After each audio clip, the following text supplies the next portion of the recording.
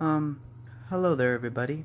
Hello and welcome to my review of the Lego Movie 2. I've decided I'm not going to do a review of the Lego Movie 1.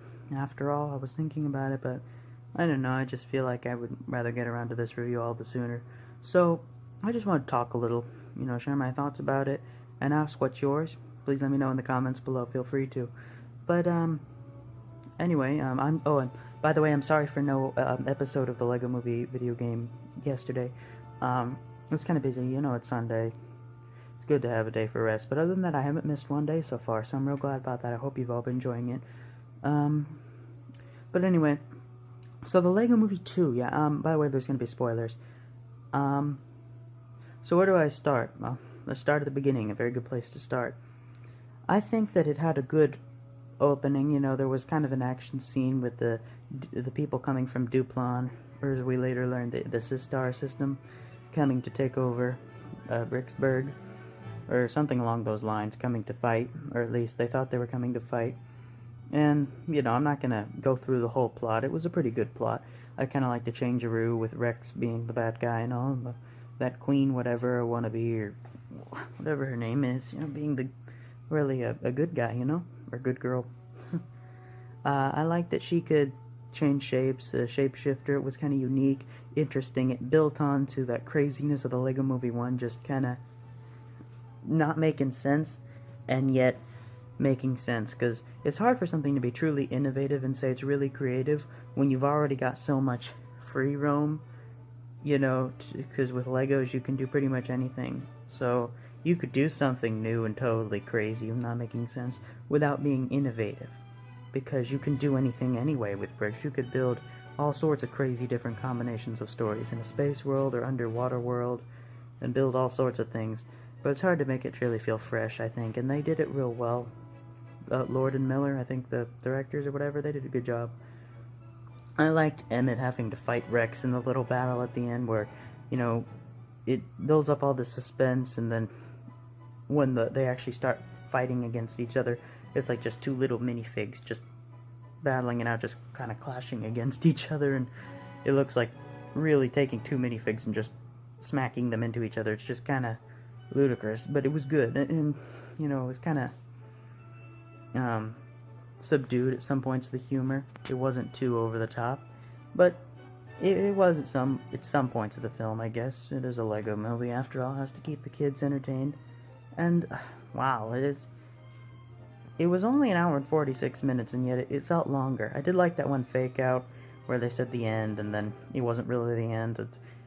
I haven't seen Infinity War, Avengers Infinity War, but I've heard that's kind of how it went with a fake out like that. So, but yeah, how did you guys like? Now, one thing I didn't like, or at least I don't know, my views could change, but like the main circle of characters.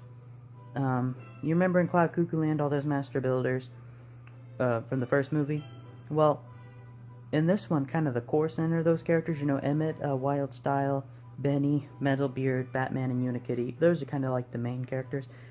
I felt like only Emmett and Wildstyle really got a lot of character progression. I feel like the others just kind of felt like collateral, And for most of the movie, they weren't being very good protagonists. You got kind of mad at them, and you didn't root for your heroes because they weren't really brainwashed. But the problem is, if you spend like 2/3 of the movie or whatever thinking that they're brainwashed, then for all that time in your mind, you're not watching them progress or be happy or try to get Wildstyle to join in their fun and trying to get her to be happy and sing along and everything be awesome and all. You think of it as them being brainwashed and trying to, unwittingly, mind you, I'm not saying that you think that they're evil, but you get the impression that they're hindering the heroes, so you're not rooting for them. You spend most of the movie against kind of your main circle of heroes, with only Emmett and Wildstyle and Rex, who ends up being the villain. You spend up most of the time rooting for them when they're wrong, and it's a nice subversion of expectations.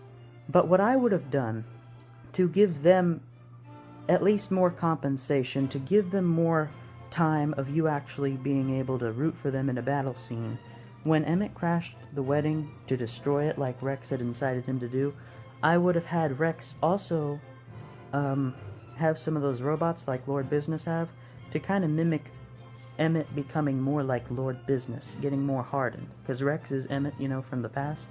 To have him, to show that he has become like Lord Business and that anybody can. That would be more ironic, I think, interesting. Of Rex having, and the hordes of robots, would be attacking, and Metalbeard and Wildstyle and Batman and Unikitty would have a chance to fight them, and you would actually get a chance to root for them, because they're kind of like your main characters. They didn't get that much progression, like as much as they did in the Lego Movie 1, where at least Unikitty got her own world, Cloud Cuckoo Land, and we saw that.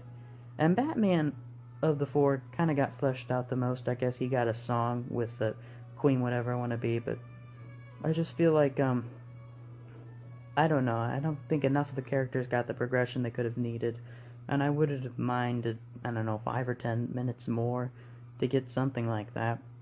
But I understand they want to keep it kind of short and sweet, and it had a good plot. It was cute and all. It was real fun. I definitely recommend going to see it.